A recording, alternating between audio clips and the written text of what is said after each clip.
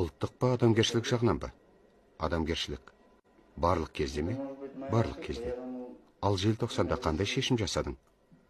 Бұл менің қателігім шығар, бірақ әрбір ұлттық республикаларда бірінші басшы сол елдің ұлтының өкілі болуы керек.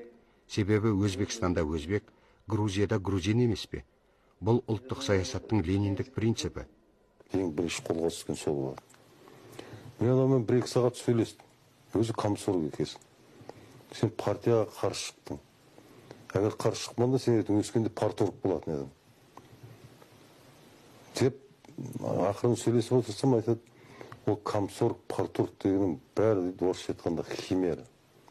Ол қазаққа қазақ болу үшін оны партияға бізді байлап қойған, шын мәнісінде біз Россияның колониясымыз. Деп ана 20-дан жас жаңасқан жігіт, мен сол кезде 42-дегі жігітпін ғой. Мені тәрбиелеп отыр ғой. Соны мен айтмай сені соттап жібереді. Атып тастамайды осы үшін енді.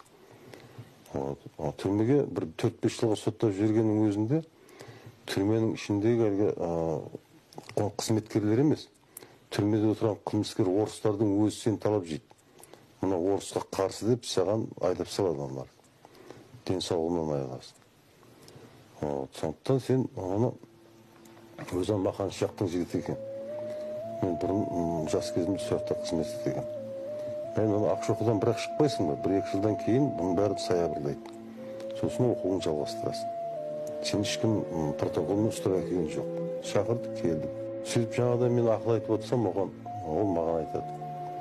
Мына идея үшін больше страдали дейді, орысша сөйлейді. Я буду сидеть, сколько надо. Сана сезімнің сондай биіктігіне мен таң қалдым.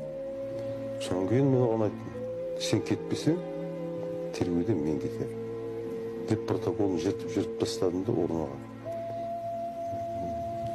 Мен тергеуден бас тарттым официально.